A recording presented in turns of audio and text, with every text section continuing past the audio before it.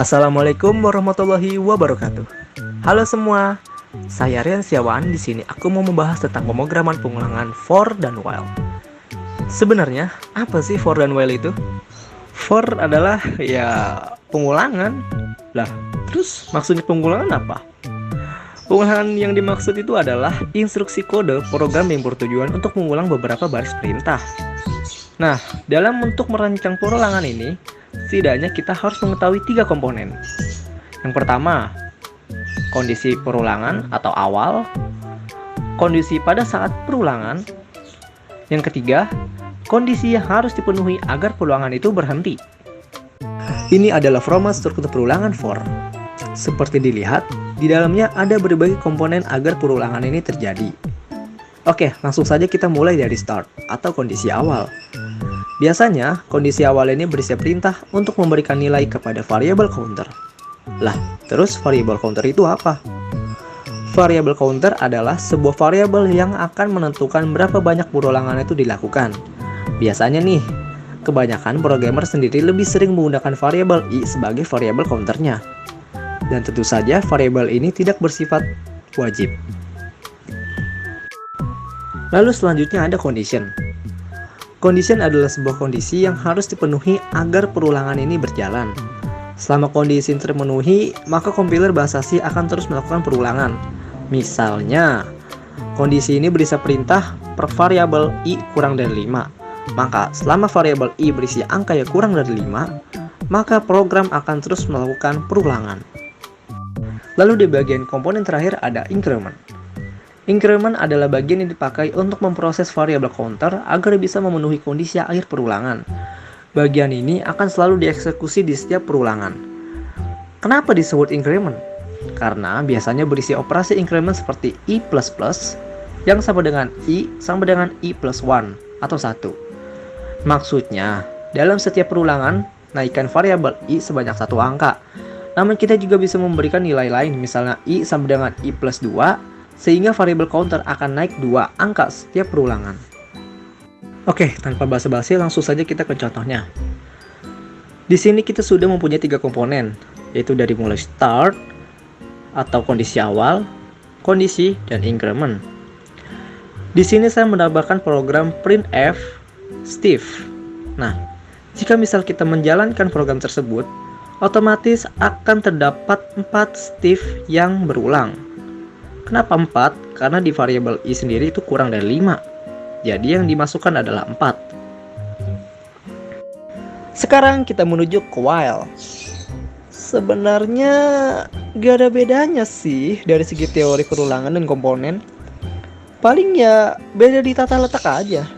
Lah, terus bedanya apa? Keduanya memiliki perbedaan pada segi penggunaan.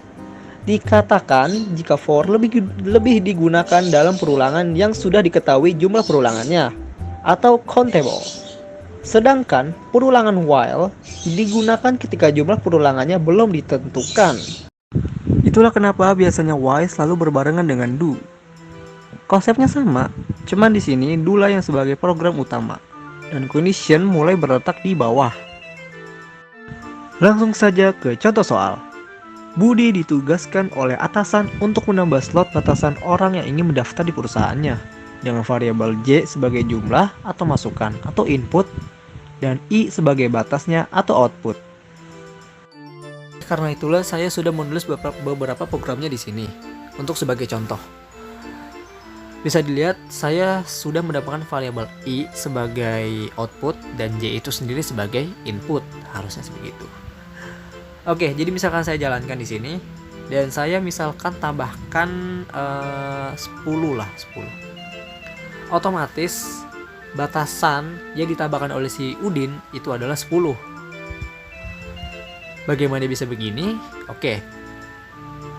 Pertama-tama kita akan mulai dari program ini dulu deh. Kenapa program printf dan scanf ini harus di luar? Tidak di dalam do on dan while. Nah, kalau misalkan kita masukkan di dalam, otomatis program itu akan terjadi pengulangan. Program ini akan terus menjadi berulang dan tidak akan berhenti. Kita akan jadi terus ditanya oleh program ini. Gitu. Maka karena itulah kita taruh saja printf, kita taruh saja program ini di luar do and while. Lalu bisa dilihat i ini, variabel i sama dengan 1. Kenapa harus 1? Maksud saya, kenapa printf ini kalau misalkan i sama dengan 1, di printf kita harus tambahkan variabel i? Karena jika misalkan kita taruh 1 di sini, misalkan saya tambahkan 10, nah otomatis yang terbaca itu cuman angka 1 saja, tidak ada angka lain selain itu. Kenapa seperti itu? Kenapa harus variabel? Kenapa gak bisa harus angka gitu? Oke. Kalian kan bisa lihat di sini di inputnya yaitu J. Nah, J itu kan input kan ya di scanf di sini.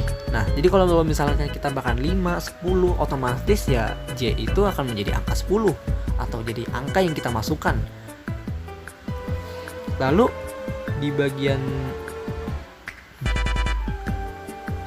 kalian bisa melihat di bagian while. Nah, itu kan i kurang dari sama dengan j. Otomatis i itu juga sama dengan angka yang kita masukkan. Jadi kalau misalkan kita memasukkan angka j di dalam scanf, misalkan 5, otomatis i itu tersebut akan menjadi 5. Tetapi di sini i juga sama dengan angka 1. Nah, biar tidak maruk hasilnya, maka karena itulah kita masukkan di dalam condition agar batas yang kita masukkan itu jadi sampai 6 gitu. Nah, tetapi permasalahannya kalau misalnya kita hapus ini, tidak ada batasan lah. I plus atau increment itu kan adalah batasan berapa yang bisa pengulangan itu terjadi. Nah, kalau misalkan kita hapus lalu kita tambahkan misalkan berapa ya, 8 gitu, otomatis ini tuh tidak akan berhenti, dan yang terhitung tuh cuman angka 1, tidak ada angka lain, karena ya ini tuh tidak ada variabel i di dalam do and while tuh ya. Gue jelasin